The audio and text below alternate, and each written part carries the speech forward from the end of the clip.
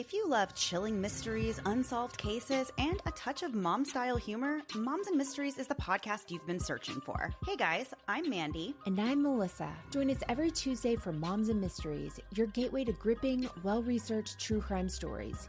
Each week, we deep dive into a variety of mind-boggling cases as we shed light on everything from heists to whodunits. We're your go-to podcast for mysteries with a motherly touch. Subscribe now to Moms and Mysteries wherever you get your podcast.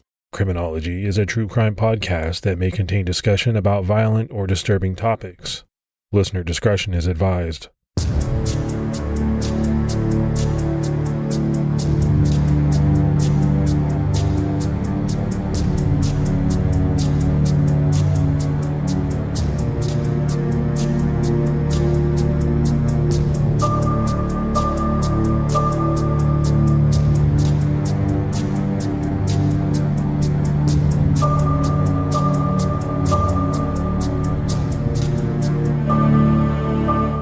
Hello, everyone, and welcome to episode 129 of the Criminology podcast. I'm Mike Ferguson. And this is Mike Morford. Mr. Morford, what is going on with you? Not much. I'm doing pretty good. How about you? Yeah, no, I'm doing really well. I'm excited for the episode that we have tonight. I find this a very fascinating case. Yeah, this is a classic and as far as true crime goes, and I'm a little bit surprised it hasn't been solved yet. Well, I think that's part of the fascination, as people will see as we get into it. Before we do that, let's give our Patreon shout-outs. We had Clara Sinclair, Lauren Smith, Ardle, Rosie Overell, Gracie Wilson, Michelle Campbell, Sandra Vetlin, Jessica Lute, Allie, Annette Walter, Christine Perinello, and Natalie Gibbons. So, again, we're seeing a lot of great Patreon support, and we really appreciate it. Yeah, that's really awesome. We can't thank you enough. And if anyone out there would like to help support the show, they can do so by going to patreon.com/criminology. So Morph, CrimeCon made the announcement that in addition to the one they're having next year in Austin, they're going to do one in London, which is pretty exciting. I'd love to go to London. The problem that I have with it is the timing. It's like they chose these back-to-back weekends, pretty tough. As a podcaster, to get all of your stuff done and in time to take what is essentially a couple of weeks off.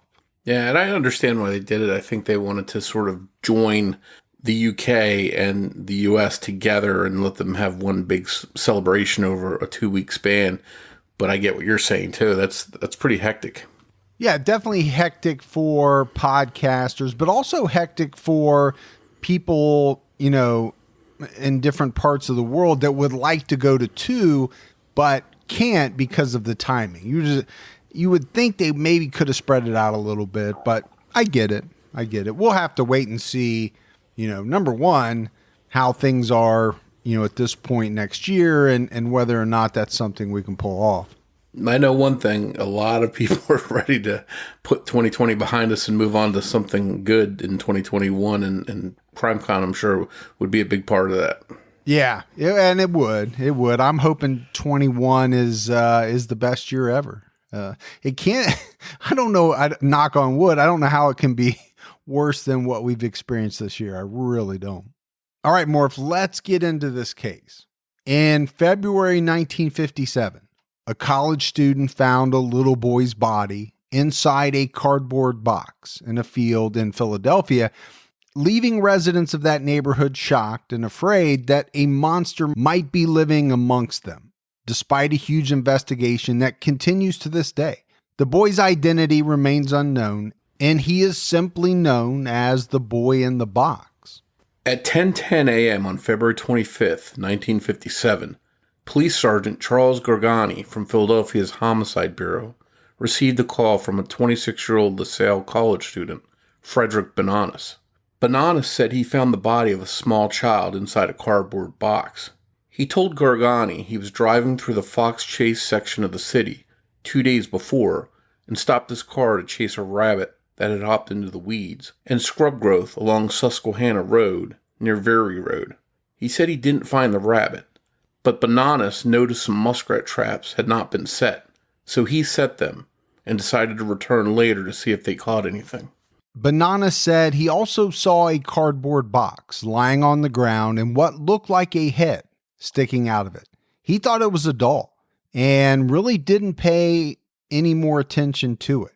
When he returned to check the traps, the box and head were still there. That morning, he saw in the local newspaper that a little girl from New Jersey might have been kidnapped, and he wondered if it was possible that he had seen her head in the box. He decided he better call police. The little girl in question was 4-year-old Mary Jane Barker, who went missing from Belmar, New Jersey, not far from Philadelphia. But after police questioned Bananas, they learned he wasn't really looking for rabbits. Bananas was in the woods to spy on girls at the Good Shepherd Home for Wayward Girls on Susquehanna Road. He didn't want to tell police why he was really there, so he lied about the details.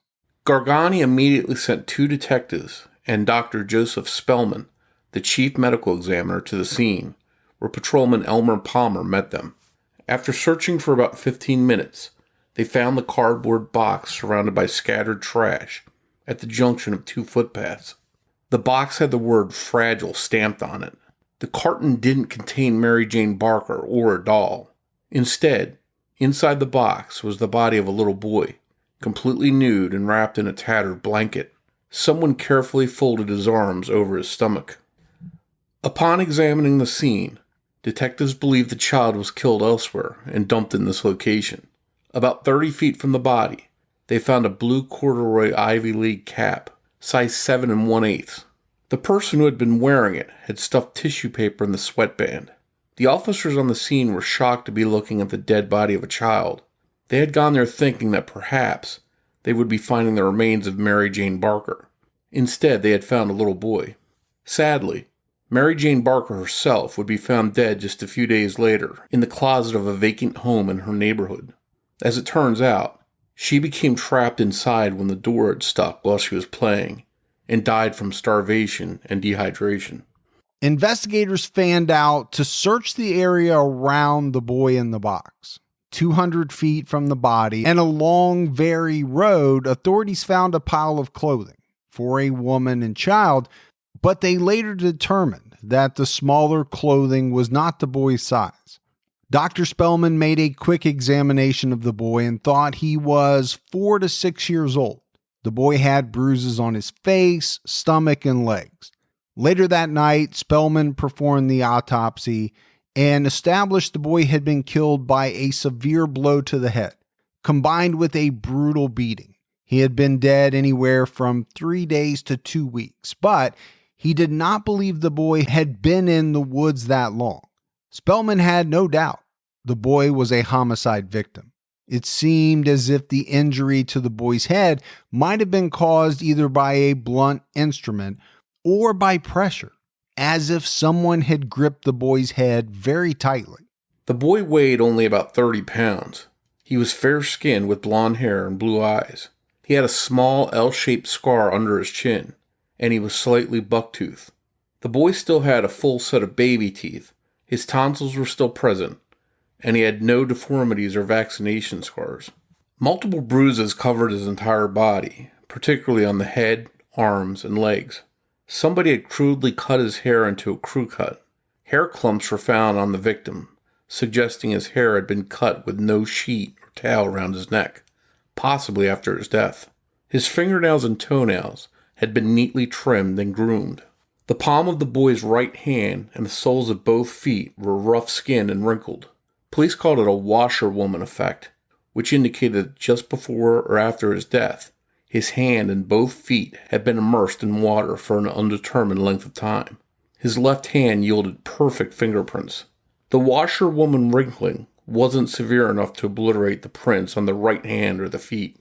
Dr. Spellman determined that the boy had not eaten. Within 2 to 3 hours of his death, he had 7 scars on his body. Spellman found 3 on his left ankle, others on his chest and groin, which might have resulted from surgery. He also found 3 small moles on the left side of his face, a small one below the right ear, 3 on his chest, and another on the right arm 2 inches above the wrist. Authorities broadcasted the boy's description over their radio network and in newspapers, hoping someone would provide information on the boy's identity, but no one came forward. But the publicity led them to their first clue. On October 31st, 1955, 2-year-old Stephen Craig Damon disappeared outside a grocery store in East Meadows, New York, while his mother was shopping inside. Stephen resembled the boy in the box. When Stuyvesant Pinnell, a chief detective in Nassau County, Long Island, found out about the dead boy, he called Philadelphia authorities to see if there was any chance the boy was Stephen Damon. A quick comparison of the physical characteristics showed similarities. Stephen would have been in the boy's age group. He had blonde hair and blue eyes, and both boys had small scars under their chins.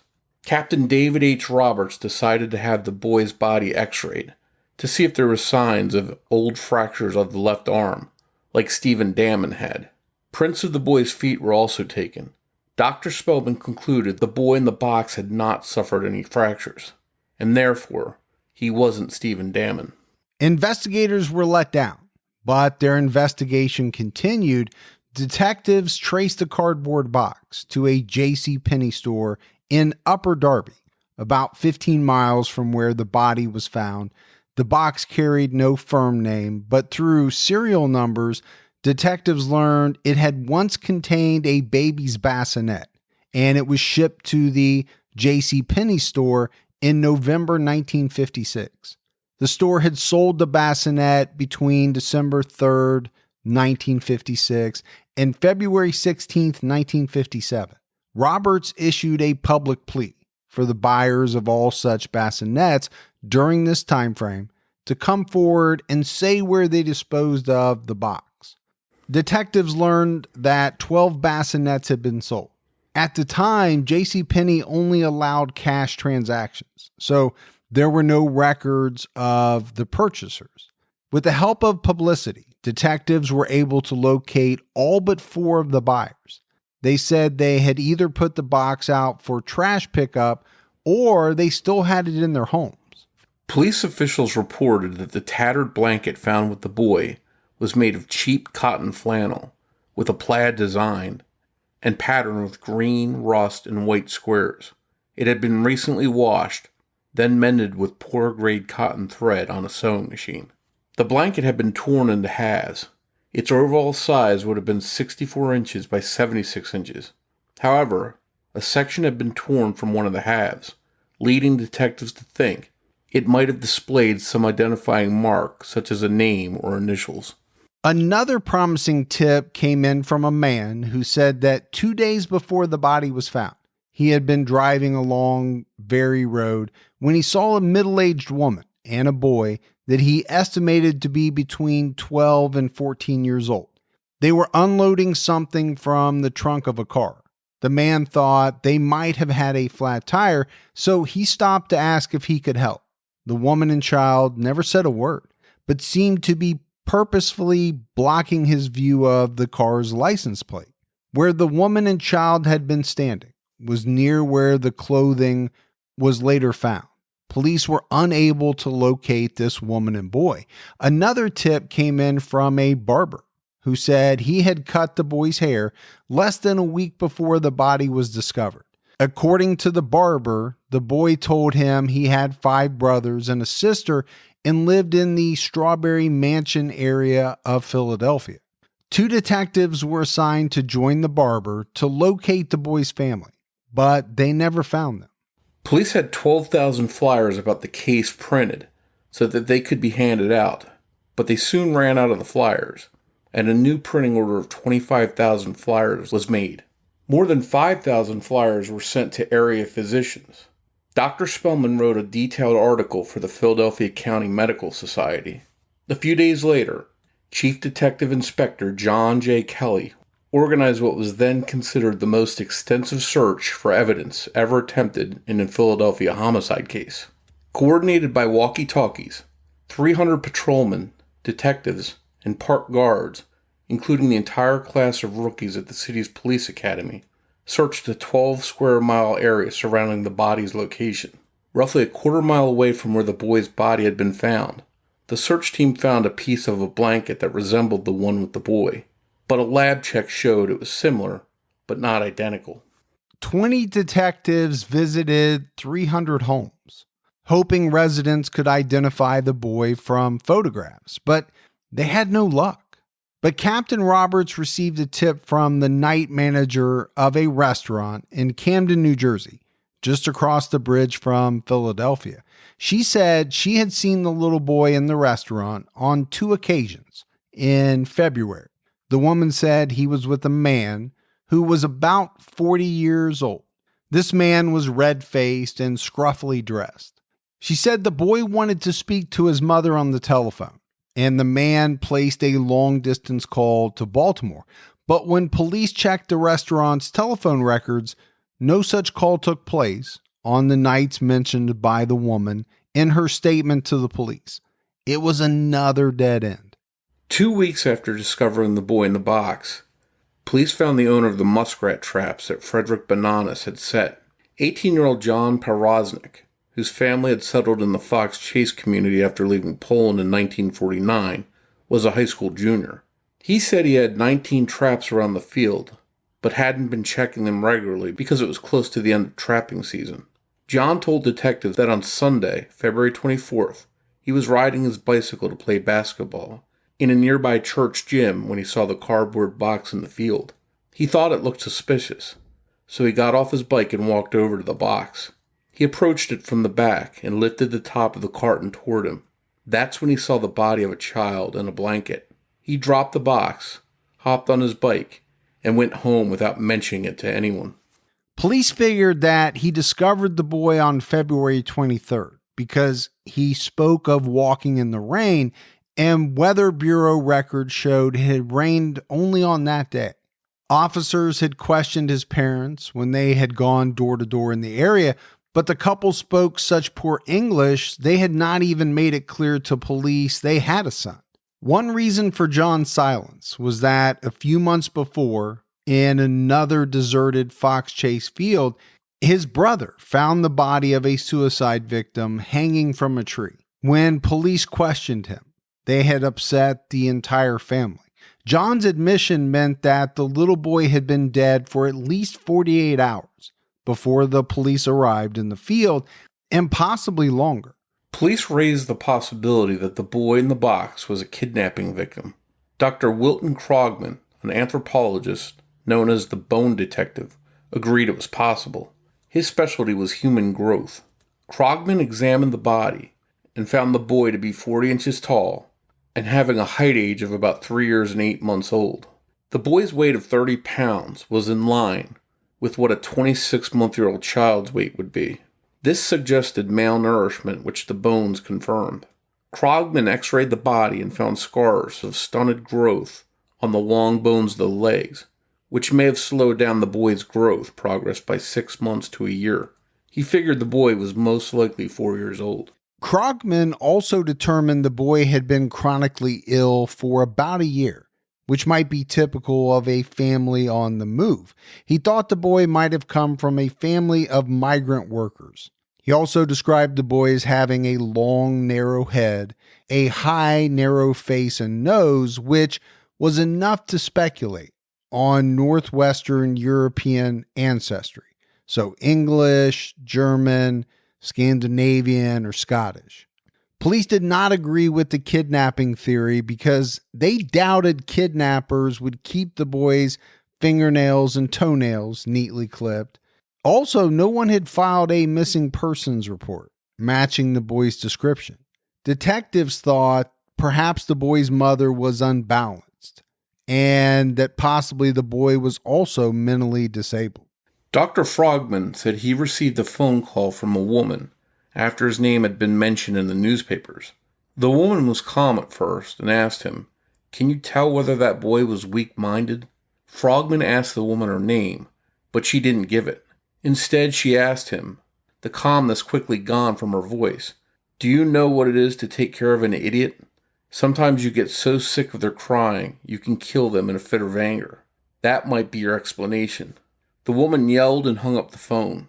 He never heard from her again. In March 1957, the police learned that a woman had drawn pencil sketches of a sleeping child aboard a bus. The woman saw the boy sleeping in a man's arms on a bus running from Philadelphia to Turnersville, New Jersey. The woman and her companion had boarded the bus at 9th and Market Streets. At the YMCA in Camden, New Jersey, the man boarded the bus with the boy half asleep, resting in his arms. Both were unkempt, and their condition drew the attention of other bus passengers. The two women rode the bus for about 12 miles to Blenheim, where one of them had intended to leave the bus. But because of the menacing appearance of the man, she decided to ride on to the next stop. If you love chilling mysteries, unsolved cases, and a touch of mom-style humor, Moms and Mysteries is the podcast you've been searching for. Hey guys, I'm Mandy. And I'm Melissa. Join us every Tuesday for Moms and Mysteries, your gateway to gripping, well-researched true crime stories. Each week, we deep dive into a variety of mind-boggling cases as we shed light on everything from heists to whodunits. We're your go-to podcast for mysteries with a motherly touch. Subscribe now to Moms and Mysteries wherever you get your podcasts. Sherlock Holmes has never met a villain so clever and so lethal. Has he finally met his match? The Shaw Festival presents Sherlock Holmes and the Mystery of the Human Heart. This gripping new play is filled with enough twists to leave even Sir Arthur Conan Doyle guessing what happens next. Sherlock Holmes at the Shaw. For best seats at best prices, go to shawfest.com.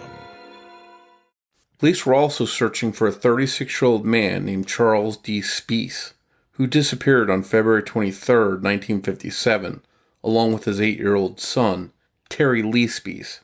His son resembled the boy in the box. Terry Lee Speece's mother had reported the two missing to the police.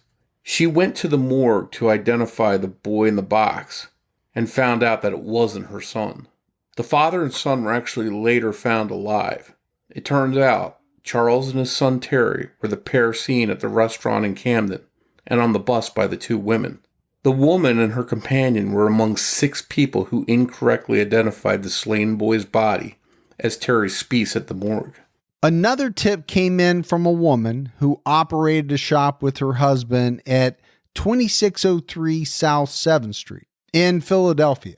She had sold a similar cap to the one found near the crime scene, but this one was tan in color for $1.50 to a young man several months before. The shop owner, Hannah Robbins, described the man as 5'11", blonde, and about 25 years old. The man had requested that a leather strap and buckle be sewn into the back of the cap, which Hannah had sewn herself. It was a cash sale, so she had no record of the man's name. She had never seen him before or after that day. Investigators visited over 140 stores and businesses in the area carrying the blue cap and a picture of the boy, but no one recalled either the boy or the cap. On July 24, 1957, several detectives gathered to bury the unknown boy in a potter's grave in the city cemetery at Mechanicsville and Dungs Ferry Roads. Detectives had pitched in their own money to buy the tiny white casket. As it was lowered into the ground, they covered it with red roses and gladioli and a card that read, "From the members of the homicide squad." A headstone was erected that read, "Heavenly Father, bless this unknown boy." No one had come forward claiming the boy, and the detectives felt he deserved a proper burial. By 1958, police had sent out over 400,000 flyers that were posted in police stations, post offices, and courthouses nationwide. In November of that year, police received a small lead on the boy's blanket. They discovered that it was manufactured by either Beacon Mills in Swannanoa, North Carolina, or Esmond Mills at Granby in Quebec, Canada. The medical examiner's office sent the blanket to the Philadelphia Textile Institute.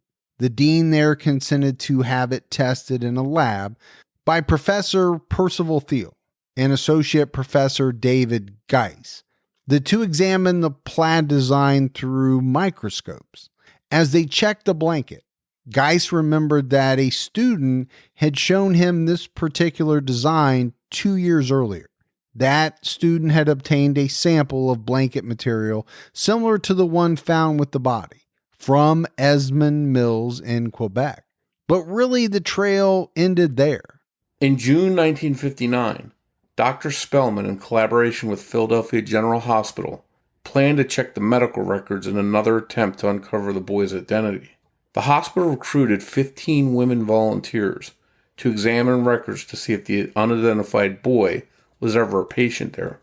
Spellman thought that because the boy had been ill and malnourished, there was a good chance he had been treated at PGH. Despite the women's efforts, no records for the boy existed. Then, investigators thought they had found their big break. Joseph Kormanicki, former head of the Philadelphia Detectives Bureau Missing Persons Division, and now a deputy sheriff, saw an article in the Daily News in March 1960 about a woman arrested in Colorado for disposing of her daughter's corpse. Margaret Martinez of Thornton, Colorado, was arrested after allegedly throwing her 3-year-old daughter's body into a trash can. Margaret matched the woman's description, seen by a witness with a boy along the edge of the road near where the boy in the box's body was found in Fox Chase. Komarnicki kept thinking about the woman for several months until October 1960, when he decided to drive to Colorado on his own time to question this woman. When he arrived, he went to visit Adams County Sheriff Robert Roberts, who was a former FBI agent. Roberts told him the Martinez case began when neighbors saw one of the 9 children, 9-year-old Raymond, looking for food in a garbage can. A police officer investigated but was not permitted to enter the Martinez residence. Margaret denied that the boy scavenger was Raymond, but a search of the house found the boy hiding under a bed. Raymond had been suffering from malnutrition, and he weighed only 36 pounds. Her husband told detectives that Raymond was one of 4 of Margaret's children the woman had hated from birth. 36 pounds at 9 years old. I mean, that's enough to, number one, make anyone furious that a child would be treated that way. It's also stomach turning to think that a mother would do that to her own child. Yeah, I think that's what's tough about covering the cases of kids, especially because they have no one to protect them. If their own parents are willing to do this to them, then, you know, the chips are really stacked against them, and it's really hard to cover that kind of case. After investigating Margaret, police learned that her 3-year-old daughter, Rosemarie Martinez, was missing. When they asked Margaret where the girl was, she replied that she was staying with relatives in Philadelphia, but later changed her story and said the little girl had died, so she put her body in a garbage can. The 30-year-old woman then taunted the police and said, "Try and find her." Margaret said she couldn't afford a funeral for the girl because they were broke, but investigators found out that her husband, Joseph, made $120 a week at an aircraft factory. When news spread about Raymond and the other Martinez children, public outrage forced them to move to Longmont, Colorado, about 50 miles north of Denver. The children were placed in foster care. Sheriff Roberts believed there was a strong possibility that the boy in the box was one of Margaret Martinez's children. And Roberts was able to question her briefly on this subject. Detectives later determined she was not connected to the boy in the box. A few months later, the police had another possible break in the case. In February 1961, investigators questioned a Carnival family in the boy's murder. Captain John Kelly sent Sergeant Frank Brennan and Detective Samuel Hammond to Syracuse, New York, Lawrenceville, Virginia, and other cities to check out the family. 47-year-old Kenneth Dudley and his wife, 44-year-old Irene Adele Dudley, were arrested in Lawrenceville on murder charges in the death of their 7-year-old daughter, Carol Ann. 4 of the couple's 10 children were missing, including 2 boys investigators thought might have been around the same age as the boy in the box. Carol Ann Dudley's body was found in the woods on February 7, 1961, wrapped in an old tattered blanket, much like how the unidentified boy in the box was wrapped. A medical examiner determined that the girl had died from malnourishment and exposure, with a broken leg as a contributing factor. Irene Dudley had disposed of Carol Ann's body, while Kenneth drove to a service station. Detectives reported Carol Ann was wearing clothes bought at a J.C. Penney store. The Dudleys had married in Syracuse on July 21st, 1934. They had 2 grown married daughters, Marjorie Cooper, 25, and Jean Cooper, who was 21. The sisters had married brothers. The Dudleys had a son named Richard, born on August 19th, 1937, but he passed away 3 months later. The 4th Dudley child was Kenneth Edwin Jr., born on August 24th, 1941. He died at the age of 6 and was buried in the yard at a former home of the Dudleys. Kenneth Sr. served 9 months in Jamesville jail for illegal burial when this was discovered 2 years later. But the 5th and 6th Dudley children had disappeared. Norman James Dudley was born on February 12, 1949. He would have been 8 when the boy in the box was found. His brother Charles Augustus Dudley was born on December 17, 1951, and would have been 5 years old in February 1957. The 7th child, Carol Ann, was born on December 13, 1953. The 8th and 9th Dudley children were also missing at the time. Claude Arthur Dudley was born on March 28, 1955, and Debbie Jean Dudley was born on July 13, 1956. Claude was the child that Philadelphia detectives were interested in finding, believing he might be their boy in the box. The 10th child was alive and living with her parents. Her name was Christine Adele, and she was born March 19, 1958. She was later adopted by another family.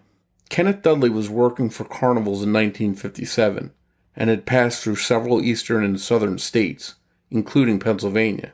His main job at the carnivals was to help erect and operate the rides. Chief Inspector John J. Kelly and Detective Captain David Brown ordered 2 other detectives, Detective Lieutenant Nicholas Arcaro and Detective Francis Bergmeister, to fly to Richmond to interrogate the couple. 2 other detectives were in Syracuse, checking out the Dudley family there. Welfare records in Syracuse showed the Dudleys had received aid for themselves and 7 children in early 1957. They were investigated on February 7th, March 4th, and March 27th while living in Fayetteville. Richmond authorities were doubtful. The boy in the box was one of the Dudleys' missing children. Now, Pennsylvania authorities were not happy with the locations the Dudleys gave for the disposal of their children's bodies. Irene told her 2 grown daughters when they went to visit her in jail that her son Claude had died on November 17, 1958 in Lakeland, Florida, and Kenneth had thrown the boy's body in a phosphate pit. Their son Norman died somewhere in Louisiana on December 23, 1959. Just 2 days later, another son, Charles, died at this very same place. Kenneth wrapped the 2 bodies in blankets, weighted it down with stones, and threw them off a bridge into Lake Pontchartrain. Debbie Dudley died on May 21, 1980, somewhere in Kentucky, after having convulsions. Kenneth drove along a lonely stretch of road and threw her body out of the car at what Irene thought was a dump. She remembered hearing the rattle of tin cans as he drove. In the early spring of 1957, the Dudley family drove from New York and headed south in a 1949 Chevy. Some sources say it was July 1958. Irene said they didn't go through Philadelphia, but she couldn't remember the exact route they took. Kenneth said they didn't use roads where they had to pay tolls. Syracuse detectives failed to place Charles Dudley with the family in February 1957. Furthermore, they couldn't prove he was alive and well at that time. While in jail in Lawrenceville, Virginia, in March 1961, Kenneth Dudley tried to take his own life. he penned a suicide note in which he confessed to disposing of 4 of his children's bodies. Investigators figured that if the boy in the box had been his child, he would have admitted to disposing of his body as well, but he didn't. A few months later, Kenneth admitted to starving to death 6 of his 10 children. The Dudley stories checked out and were supported by statements from their 2 adult daughters who were questioned by police in Syracuse. Some newspapers reported that William Bill Kelly, a fingerprint expert who had investigated the case for many years, received a newspaper clipping dated about 1 month before the discovery of the boy in the box's body. The article was about new immigrants and had a picture of a little boy he thought for sure was the unidentified child. In 2003, Kelly said that he had gone through newspapers and came across a 1956 article about a tide of Hungarian refugees. The report contained a picture of a boy nearly identical to the boy in the box. Kelly sifted through over 11,000 passport photos before finding the Hungarian boy's photograph, and he located the boy's family in North Carolina. North Carolina state troopers found the family at home, but the boy was alive and well and playing in the yard.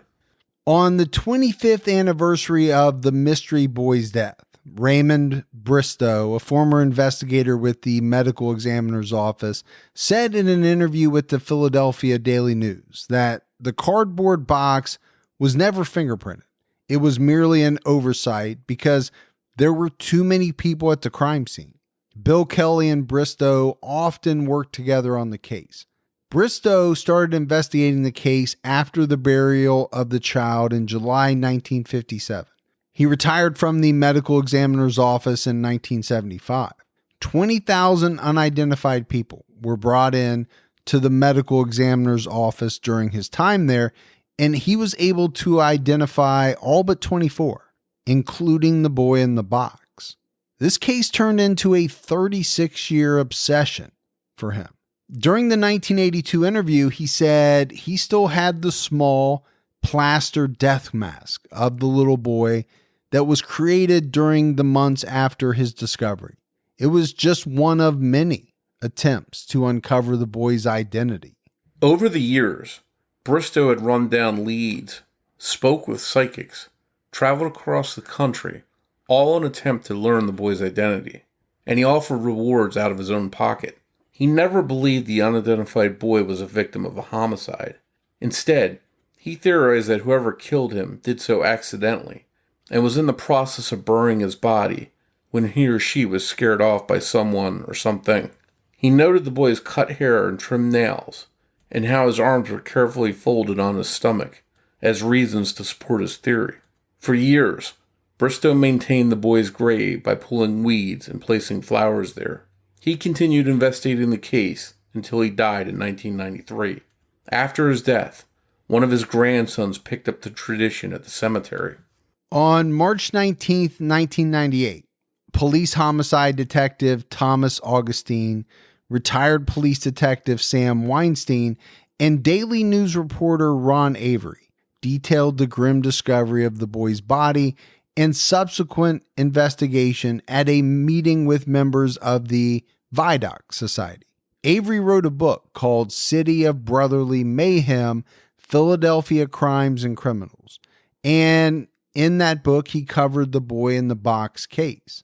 At the Vidocq meeting, members decided to open up the discussion to the press, something they usually never did. They had hoped the new publicity would help solve the case. When that didn't work, they contacted and convinced producers of the television show America's Most Wanted to air a segment on the case. The show hired forensic artist Frank Bender, best known for creating the bust of John List, the New Jersey man who murdered his entire family in 1971 and went on the run for 19 years, until his capture in 1989. Of course, we just covered the List case a few episodes back, and we talked a great deal about Frank Bender. Frank created a bust of how he thought the boy in the box's father would have looked. America's Most Wanted's episode on the boy in the box aired on October 3rd, 1998, and again in 2008. After the initial broadcast, Authorities received about 60 tips, called into the show, and another 8 to the homicide department. Many of them came from Philadelphia or nearby South Jersey. They did receive one tip from Modesto, California, saying the boy was the child of Arthur and Marie No. At that time, Marie had been charged with killing 8 of her babies in the 1950s and 60s. She was convicted in 1999 and sentenced to 20 years probation. Marie No lived in Philadelphia, but after looking into the claim, authorities ruled the boy in the box out as being one of Marie No's children. In November 1998, detectives exhumed the boy's body from the Potter's grave and extracted tissue samples for DNA analysis, hoping that new genetic technology could help solve his identity. On November 11th, 1998, he was reburied in Ivy Hill Cemetery in Philadelphia's Mount Airy section. Craig Mann of the Mann Funeral Home, whose father initially buried the boy in 1957, donated the burial plot. A new black granite headstone carved with a lamb and a new name, America's Unknown Child, stood at the head of the grave. In September 1999, police released a color picture of how the little boy might have looked if he was a happy and healthy child. A police employee wrote to Pope John Paul II and asked him for a blessing for the boy and the investigators working the case. She then petitioned Cardinal Anthony Bevilacqua to offer a mass for him. When he granted her request, she went to the police department's graphic artist, Roderick Scratchard, and asked him to draw the boy's likeness without injuries. Scratchard agreed and drew the picture using autopsy photographs. In June 2002, 45 years after the boy in the box's death, police announced new information in the case. A woman in Ohio, known only as Mary, told investigators that she knew who killed the little boy. Back in February of 1957, Mary was around 13 years old. She said that her mother threw him to the bathroom floor after he vomited in the home, located in a wealthy Lower Marion Township section. The woman's doctor told the story to police in 1989. While police investigated the claim, the doctor maintained client confidentiality. It wasn't until years later that she gathered up the courage to speak with detectives. Detectives interviewed her for 3 hours. She told them the boy's name was Jonathan and that a man and woman handed the child over to her parents 2 years before his death. While it wasn't an official adoption, money exchanged hands. According to the investigators, the purpose of that transaction was unknown, though it could have been for reimbursement of expenses or a stipend of some sort. The boy was rarely seen outside. He was kept indoors in the basement, with nothing but a drain to use as a bathroom, and a cardboard refrigerator box as a bed. Mary claimed the boy was subjected to horrific physical and sexual abuse before he was fatally wounded in the bathroom. Mary went on to say that she accompanied her mother to the rural stretch of Susquehanna Road in Fox Chase, where they dumped the dead child. While there, the woman said a man drove up and asked them if they needed help. Her mother forced her to stand in front of the license plate so the man couldn't see it. This part of her story corroborated the witness's early account of seeing a woman and a juvenile along Susquehanna Road, who he thought had a flat tire. After the woman's name was leaked to the press, she refused to speak further and left the country. Detectives refused to give out her location to the press or the public. Detectives spent 13 years investigating the woman's claim, but in the end, they were no closer to solving the boy's identity. They just could not corroborate her claims and could not even say for sure that the boy's name was Jonathan. Current detectives on the case are not overly hopeful that DNA will solve the boy's identity. The sample of his DNA that they have is more than 25 years old and most likely degraded, and odds are the boy's killer is probably dead. Regardless, amateur genealogy expert Barbara Ray Venter, who helped solve the Golden State Killer case using DNA and genetic research, confirmed to the Mercury News in August 2018 that she was working on the boy in the box case. 63 years later, the little boy remains America's unknown child. The Vidocq Society is still involved in the case. In 2019, members publicly announced they were interested in speaking with anyone 55 years of age and older if they remember from the early 50s a young boy named Jonathan living within a 40-mile radius of Philadelphia. And Morf, as we wrap up this case, we said it up front. I mean, it's a fascinating case. It's had people perplexed for so many years. It's also one of those cases where you have a lot of amateurs who have worked on it for many, many years. And you have detectives, like we mentioned, who really developed an obsession around this case for 30 plus years. I think part of that dedication, that focus, is because this victim was a child, and I think that just drove these people to work hard to try and put a name to this little boy. Yeah, I think that's part of it. I think you could also add the fact that there's no doubt that this child was mistreated, and that word is probably an understatement. You know, just based on the physical characteristics alone, the malnourishment and all of that, there was obvious mistreatment. So as an investigator, you're going to feel something there, or as anyone would, you're going to feel something there. You're also going to feel something for the fact that this boy was killed, or he died in a mysterious way, and nobody knows who he is. Yeah, that's the really sad part, is someone just threw him out like a piece of trash out in the woods in a box. And unfortunately, in this episode, we had to wade through a lot of awful people that did really horrible things to kids. Many times, the people we were talking about were their own parents, which is just, I think for any of us that have kids, you do anything in the world to protect your kids. And here we had cases of people harming their kids and just throwing them out like trash. It's unbelievable.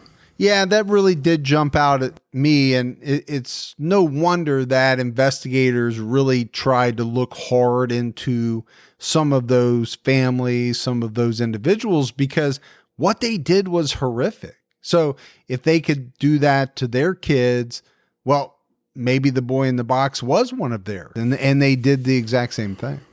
Yeah, and we mentioned too that the police aren't overly optimistic that this case will be solved, but I'm hoping that it is solved. And even if the person that did this isn't alive, I would just hate the idea of them getting away with it and not ever, their name not even being brought up as the person that did this to this child. Yeah, chances are is the person that did it, if they figure out who it is, going to be held responsible? Probably not, based on how old this case is. But to publicly name that person, to me, is still something. To figure it out and say, yes, this is the person responsible. And not just name that person publicly, but to give this little boy his name back, I think would be a huge success. Yeah, that's a good point. Yeah, both of those things would be amazing. Thanks goes out to Debbie Buck at TrueCrimeDiva.com for writing and research assistance in this episode.